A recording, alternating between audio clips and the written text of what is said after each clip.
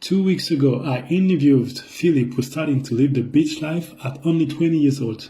Philipp leaves Germany to settle in a tropical paradise in Thailand. He started a small business there, allowing him to pocket remotely almost 100% passive income.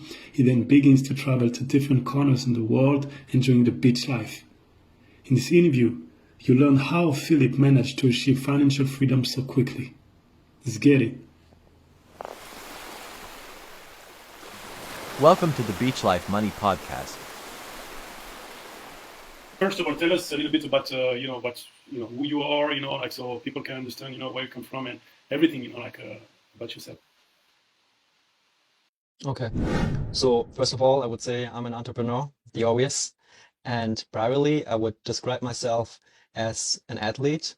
My lifestyle is pretty similar. Or you could say to a model, and that I do as well, commercial modeling, some jobs here and there. And in terms of the mindset, I would describe myself as a stoic. I can elaborate on that. And otherwise, I would add biohacker, definitely, because I think this will be interesting for the audience as well.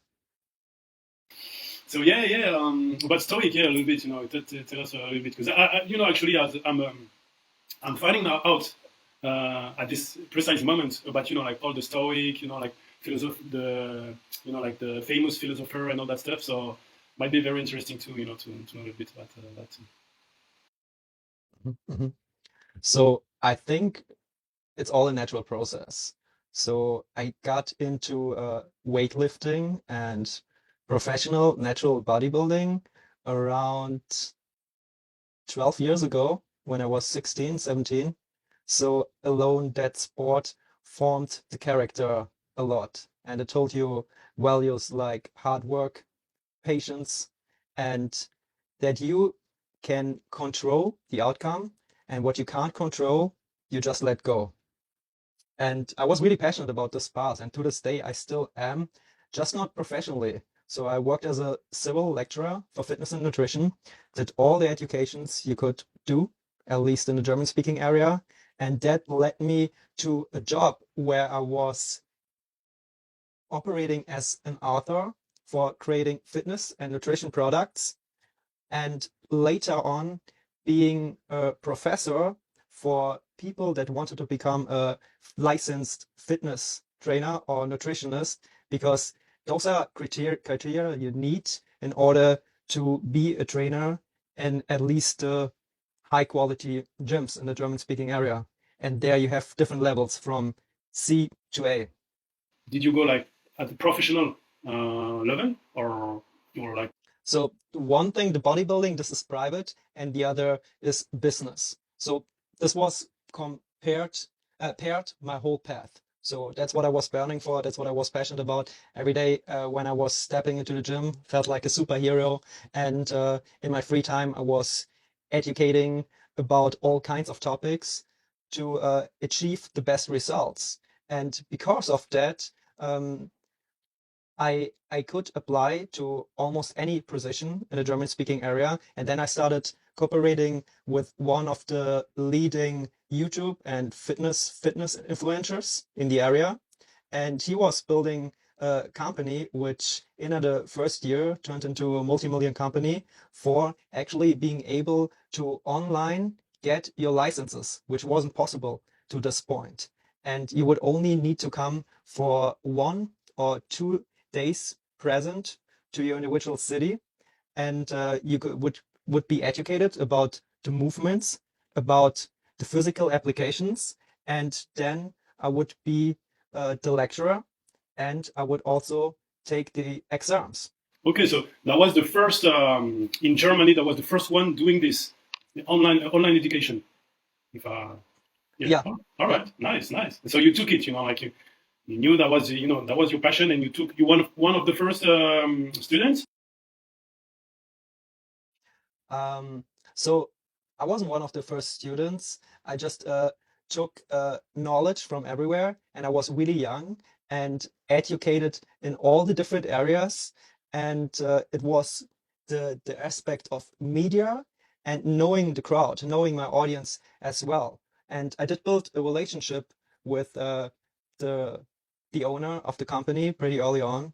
We met in Thailand as well, as I've been traveling for almost 10 years. So if you're allowed to, I would fast forward. I quit this job, even though I was making a few $100 an hour for really simple and so far enjoyable work. At one point, not too much challenging anymore because it became repetitive. And I went traveling and I started with Thailand. I was traveling before because I met him there and we actually did some internal education and some company structuring there. But this was my path and I was, okay, fuck the money. I'm just gonna travel and find my way because I have the qualities and the confidence to figure it out, and freedom is more important to me. What age were you at this time? Uh, I think I was about to turn 20. So now I just turned 29. Okay, nice, nice, nice. All right, so yeah, so you just believed in yourself and do it like fuck the money. I'm gonna follow my passion first, and then we'll see. What happened.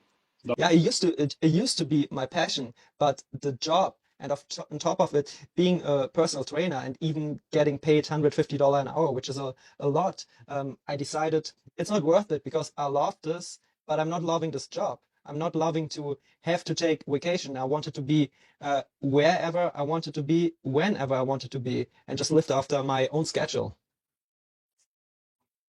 All right, so where? So you live Germany. So originally you're from Frankfurt, right? Mhm.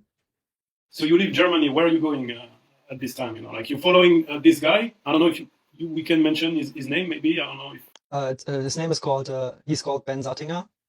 He's that's one niche with Misha Janets.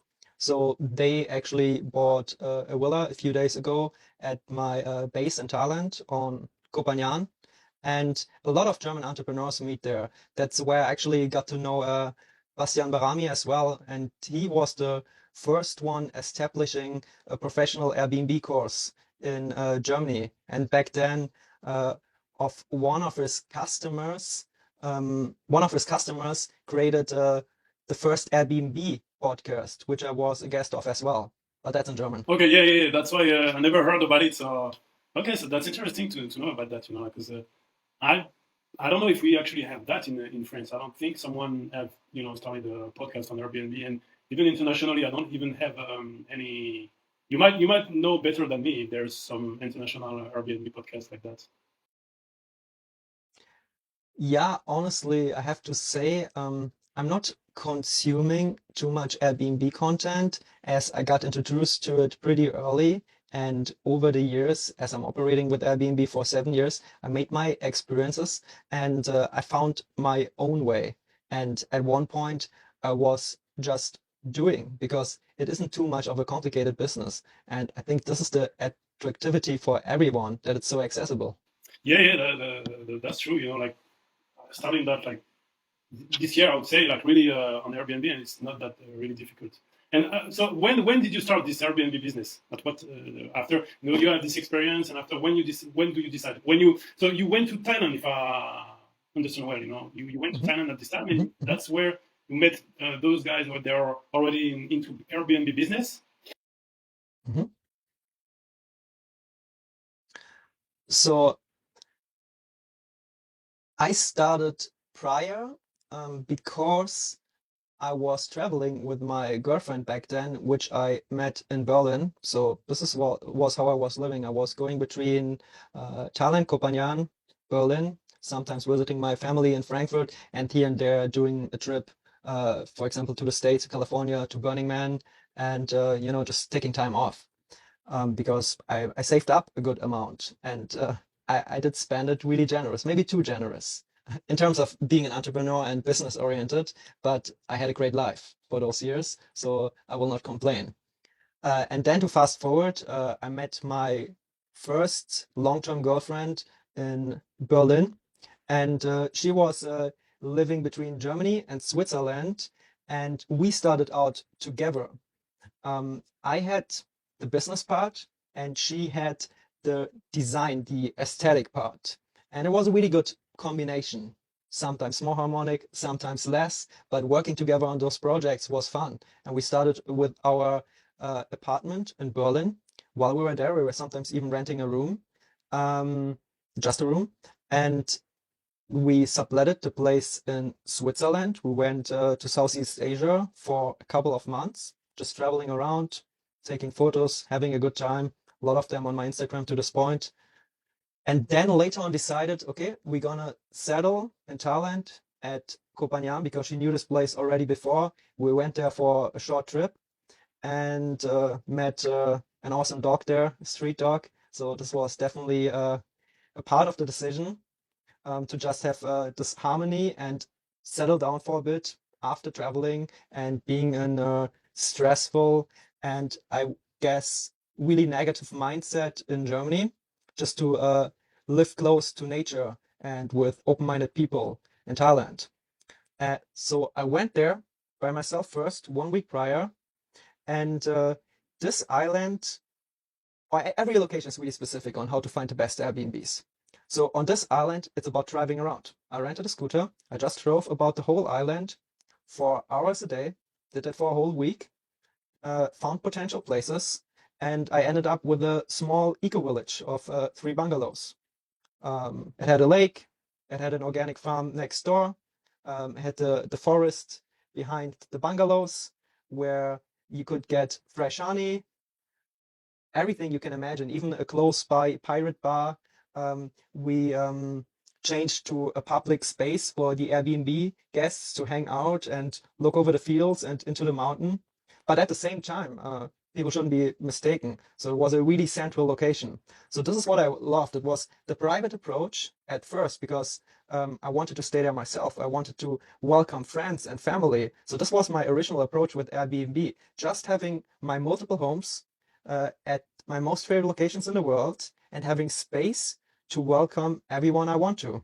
But at the same time, if I'm not there or if I have 1 or 2 bungalows empty, making a business out of it. Okay, yeah. Okay.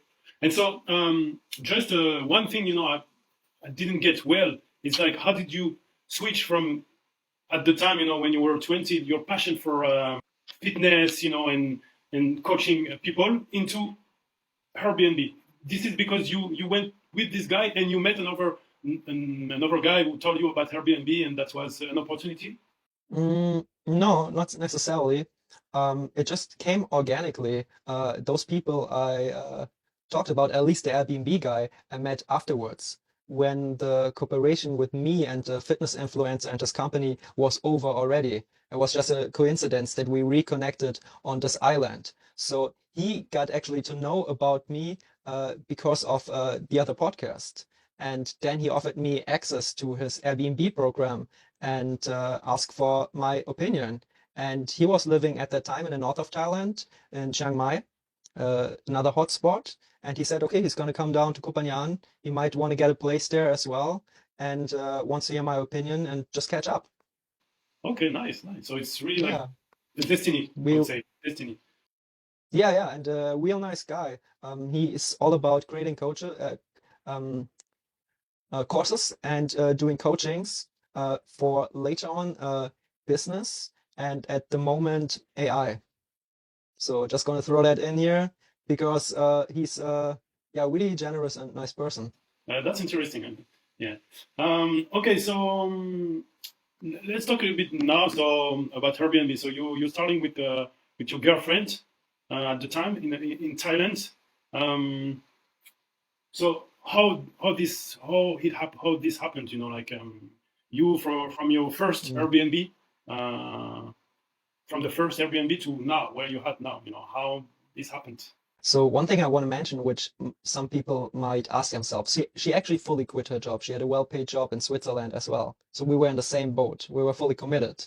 But at the same time, with on one side having the pressure, but on the other side, the pressure of the commitment, but on the other side, just living our dream.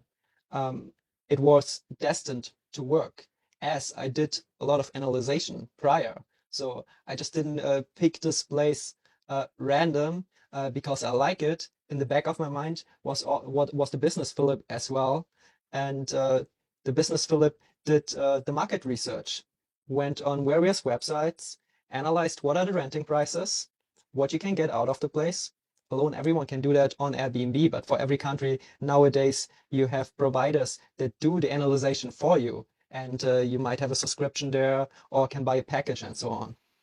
Where do you find those? Do you find them? You just search for them online on Google and you can find them, or how Yeah, do you manage? yeah. Okay, okay, So I don't want to give a specific recommendation here, as I haven't been active on setting up new Airbnbs over the whole quarantine. And now I'm just on my next project. So I started 7 years ago. I was active for around about 3, 4 years. And then I took the break until recently. okay. So now you like kind of get back to it. I would say. Yeah, exactly. But to rewind and get back to your story, and then I'll get into the decision why I'm getting back now, because I run multiple businesses and I don't have the lifestyle approach anymore. But I just see it as a really good and stable business if you set it up the right way. And even though it's easy, there can be a lot of traps along the way. So, about expanding the business, 3 bungalows, eco village. We had the place in Berlin. At that point, we quit the place in Switzerland. The rent contract just ended, and legally there were implications as would have been implications as well if you don't live in Switzerland anymore, because she was German Italian and was working in Switzerland. That's why she could stay there. And it evolved to actually us breaking up on this island. We were together for, I think, 2.5 years. Really intense, a lot of experiences, but especially at this place, it's a really spiritual, open place. And I was 3, 4 years younger, exploring myself, and I just didn't work out.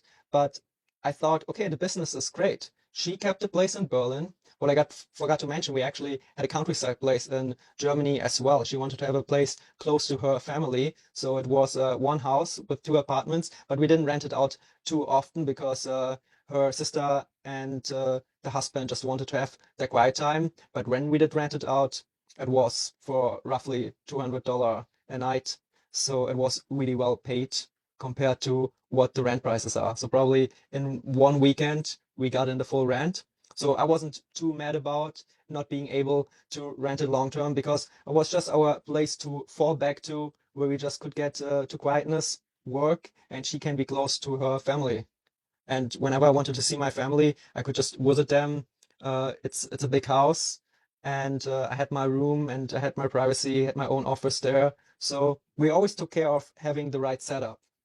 Anyways, I decided she kept the place in Berlin and the place on the countryside in Germany. I kept the places in Thailand. And I decided, okay, I want to forward this business because I enjoy setting up the place. It's the designing process that I really liked as well, which was actually her role at first. But I helped with the process, of course. And it was a really rewarding and meditative process, because I was never much of a person that enjoyed working with the hands, even though my father is an airplane mechanic. At least that's how he started out. Now he's working in the office and is taking care of the management and the repair schedules. But I found myself there. So I kept staying on this island, and I was really patient about the properties, because I just went around a lot in the beginning when I got there. But I, over the course of living there, I always kept an eye open for great properties, and I knew people usually rent places for only a few months. So latest when the off season hits, I will be able to get certain properties. And I was all about getting extraordinary properties. So the next object was actually a kind of Tarzan house, a kind of Tarzan house in the jungle with AC close to the city center, but you couldn't hear sound. You just heard the jungle noises.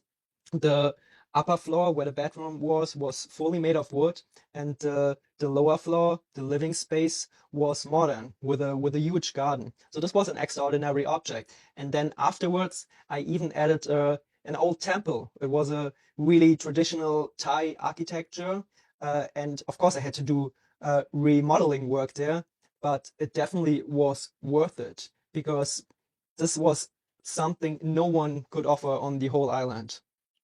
How did you manage to get on those property? Because like for example in France and I believe in Germany it might be the same, but usually like if you want to start to buy a property, unless you have already like a huge amount of cash, you have to make a partnership with the bank. Like you have to talk to the bank, and so the bank they're gonna in France it's like that. They're gonna check if you have like a permanent contract in your job, and so it's if they check and it's okay for the investment you wanna make, they say okay, yes, we can do it with you. So how did you manage, to start doing this, and especially at a young age, like for your first property? In terms of getting an investment, it's the same in Germany, but with those properties, as I wasn't owning them and I established long-term rent contracts, I didn't need much besides the first 1, 2 rents and being able to pay for the furniture. And the furniture, I went a lot with used and vintage, way more extraordinary and better on the pricey side as well. And as I was traveling so much, I brought other design from different countries. So sometimes I ran to local markets or bought pieces from local designers and artists and filled up a whole suitcase and just took it with me to the next location I was going. All right, so that was you're starting doing partnership with some apartment owners, and so your job at the beginning was more like convincing an apartment owner Hmm. to rent his apartment and then put it on Airbnb. Hmm. So that's definitely the most crucial part. And a lot of people I heard struggle with it. What speaks is definitely money. If you offer those individuals a little bit more rent than what it usually goes for, it makes a difference.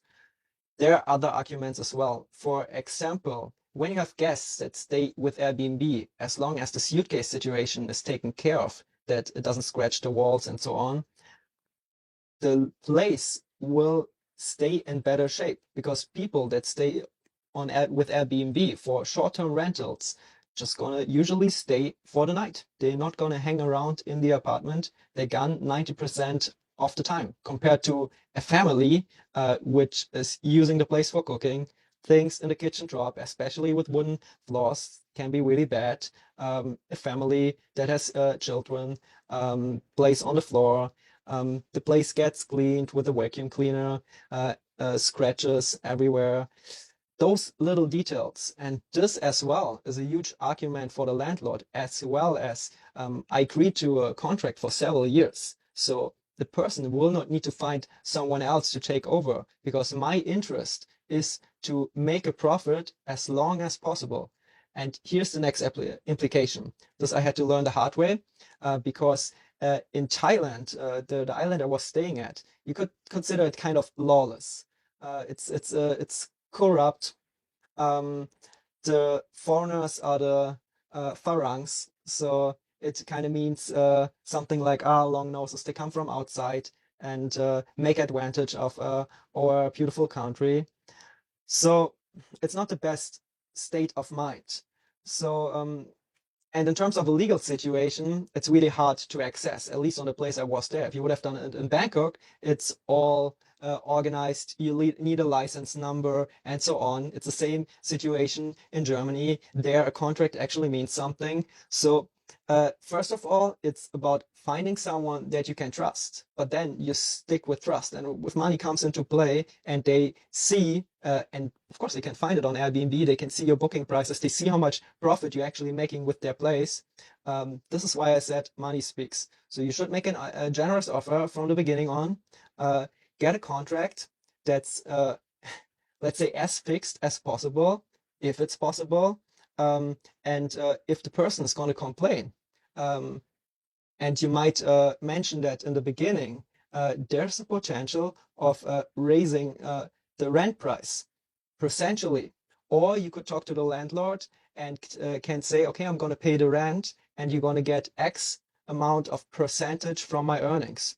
So, but still, why shouldn't a person just throw you out and do the Airbnb themselves? Was it easy to convince the people? Like, or do you have like, I don't know, maybe a percentage? Like on 10 people you're trying to convince. Is it easy, or do you have like maybe a process where you have already a network of people? They heard about Mm. you, and oh, this guy is doing good things, so I'm gonna Mhm. lend my apartment to him, and he's gonna make money with that. I don't know. Mhm. Yeah, it was really individual every time for every property. Some I just found, like I said, we are driving around. Some I met the people um, and talked to them. Some I became friends to. There was a lady with her family living in the temple house, and she was doing courses as well for making raw, organic, sugar-free chocolate. And I took a course. And then I said, and not with a clear intention, if you should ever move out, because they were living there for years with their family, just let me know. And just a few months later, she was like, okay, like we're gonna leave in 2 months. We're gonna go back to Russia. If you want to take over the place, you're welcome. So network, connection, friends, of course, that makes a huge difference. Yeah, definitely, definitely. All right, so you said you had this Airbnb business. So before COVID, it was good, and then you stopped a little bit Mhm, because mhm, of mhm. the COVID Yeah, things. yeah. So what at the peak of your Airbnb business, how many locations did you manage? So right before COVID, I was actually coming back to Europe and wanted to expand my Airbnb business there. At this point, I didn't know that COVID was coming, so it took me by surprise, like a lot of us. Today, I'm taking more track of the geopolitical situation, which I advise everyone in picking a location to set up their Airbnb. And at this point, I had the plan to go to the locations in Europe that are most appealing, see what I can find, and build a property there. In a way, see it as an adventure. This was actually while my girlfriend and I took a break from Thailand. Sounds funny, break from Thailand. We went for a trip in Poland and found a property there. We just didn't take it over because COVID was like we were planning to take it over 1 year afterwards because they had a contract and the contract was ending and it was a great location, so it was worth it. And we split up. I wanted to take it over myself. She wasn't interested, and COVID hit. And parallel, I decided, okay, as I can't take this, can you still hear me? Okay. As I can't take this location, um, I'm gonna actually start with a more alternative approach on Airbnb and actually furnish vans. So hangers that you can adapt on the back of your car, 7, 8 meter long hangers. So how much is that in foot? That's around about 25, 30 foot hangers. And build a home out of those hangers and find a location in Zurich to actually place this hangar because I already had the experience. Okay, Zurich is paying really well, so if I find a location for the hangar, I won't add up with the expensive rent, and I'll be owning the hangar. So I actually found a hangar. I bought it, and I wanted to restore it to having a full bedroom and having a living room, and place it next to a lake, close to the city of Zurich. And before I started the restoration process, COVID hit. So I sold the thing and went back to Thailand, where I stayed for 1 year. What do you mean by hanger? Mhm. So you have like you have vans that you can drive, and it's kind of like a van that you can without being able to drive it. So it's just a hangar that you can adapt to your car. Okay, okay, okay. So it's made for living. Okay, I see. It's like okay, okay, okay. I see what you mean. Yeah, it's just my lack of vocabulary there, maybe. No, no, no. It's I think that was actually there. It's still like a trend, like it's like living on how do they It's call a that? caravan. Yeah, a caravan. Exactly. Yeah. All right, nice, nice, nice. All right. So Are you able to share a little bit, like financially, how much you at the peak you would be able to make? I think what is more helpful because as I give insight into my numbers, it will be really difficult to relate because every place has different on and off seasons. So this would be my advice to find a place with at least off season as possible, or the on season should be more lucrative. So you have to balance those out. But the rule was that I was making 2 to 10 times earnings compared to what I was paying for rent. And my only investment was usually furnishing the place and sometimes the restoration of the place. And that I often split with the landlord. Okay. All right. So, and with the landlord, would you split half half, or how did you? It was really individual again. Of course, the best approach is you do the restoration, you share your plans, and the landlord is going to pay for it because you initially are going to put in the work. Of course, that doesn't work out with every landlord. Not all things you can do yourself. You might have to get some workers. There, I had the advantage of the landlord not needing to organize it. And definitely, I was really alternative in my approach. So the people that helped me with renovation were usually not big companies. It were more private individuals that were offering their service. So because of that, first of all, it was cheaper, and the people were more thankful for offering a job. So it drove more passion into the projects. So, for someone who wants to start in the Airbnb business, who do you think would fit the most for this type of business? You would say, with your experience. I think anyone can do it. Mm, the easiest way to start is if you have an apartment with a spare room, can get a feel of it, just subletting your room. At most places, it's allowed to sublet your room all year long with whole properties. That's not possible at every location. And a lot of locations it still is, but especially at major cities, it might be limited to, let's say, 2 months a year. Okay, yeah, it depends on the law. You have to check the law first, and then you can see. So you were also talking about some properties, like you have the off season, and depending of the season, it's not always, renting. So how do you manage that? When you look for a property, are you looking for a property that's is going to be able to rent the whole year, or do you don't really mind? It's not. What's your process to find I would say the perfect property? So it all comes down to the numbers. So it's all about calculation.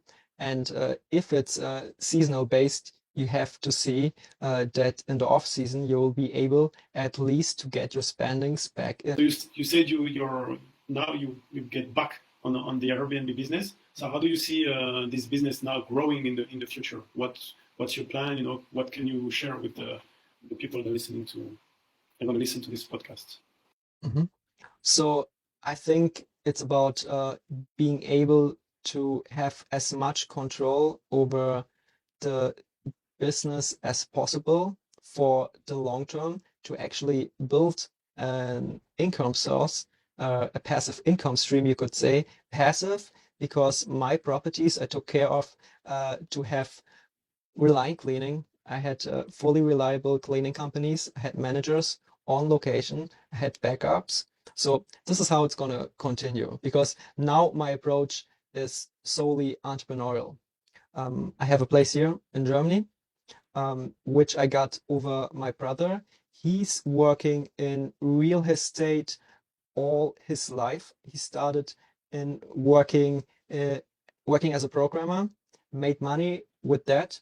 Back then in the 90s, as he's 15 years older, he made really good money, and 90s, 2000. And he then got loans from the bank and financed the places to actually end up being an owner. And he did and still does long-term rent. He has up to 100 properties at the moment in one area. He's building, and he was definitely my source of advice to fall back to. And after conversations with him, I ended up making the decision of part uh, uh, dependless of this place I got over him that I just renting. So I know this will be secure. To with my next projects, actually rather buy them. And as it's really difficult, like you said before, to get a credit if you're self-employed in France and in Germany as well, you have to work with either your own or private capital or something like crowdfunding. So this will be definitely the next preferable choice.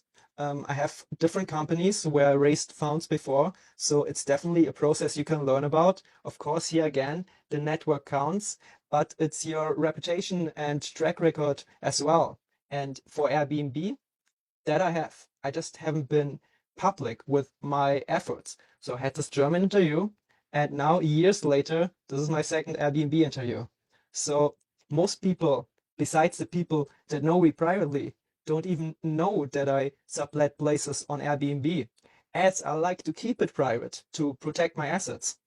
So it would be like, and I see, how it could work very well because you already have, like you say, like you already have the experience, and you would you would know like this property. You would say, okay, this property you can make money with this one. This property maybe no, it's not a good deal. And so because of that, you would be like like a very good advisor, and you could like select the one that could be financed, and so people would trust you, because of your experience, like you say. So it's a nice project. I'm doing that already for 5 years. So there's the Airbnb referral program, and for every new host I find, I get paid a few $100 bonus if they become a host for the first time, or if they might have a different account, let's say of their partner. The Airbnb is going to be managed on their account, and then they become host for the first time. And what I offer is free coaching, individualized, private, whatever the people meet. Of course, I have a standard process of helping the people understand how the Airbnb algorithm works, how they can position themselves. But at times, I help individuals as well to find the right property, help them analyze the market independent of their location. Because this is what I said earlier. With all the tools we have at hand and all the services that get offered around Airbnb, it's an easy task to analyze which property has potential and which hasn't. Okay, nice, nice, nice. Very interesting. Very interesting. All right, so basically, someone who could like, let's say, I don't know, in Spain or I don't know, somewhere in Europe or even not in Europe, somewhere in the world, I could, like, ask you, like, oh, okay, so I found this property. Do you think this property would be a good deal to start on Airbnb? And so basically, this is what you mean. Like you could help anyone in the world that want to start an Airbnb business. Yeah. Okay, nice, nice, nice. Very interesting. All right, so And that for free. This is the most important point. And they get $40 for signing up as well. So once they have their first booking over all in all, a booking amount of $100 without the fees. So that might be 4 nights for $25 each. And if it happens in the first 3 months after they uploaded their place, I'll get paid out the few $100 bonus as my payment, and they get $40 from Airbnb deposited directly via their account as well. okay, nice, nice, nice. Very interesting for the people that were going to listen. Okay, so maybe I don't know if you want to talk a little bit about maybe the because you mentioned you have also other businesses. I don't know if you want to talk about it or. Mhm. So I have a scooter rental in Tulum, Mexico. So I think it's important to pitch it here because if people approach me privately, I usually offer a discount, especially if it's returning customers. This company I run in a really German format, which is rare for Mexico. So first of all, it's licensed, and with having a license, the opportunity to actually insure the scooters, and that makes a huge difference. Most rentals, they take the passport. If there's a problem with a scooter, they're gonna rip you off, and not just in a light way.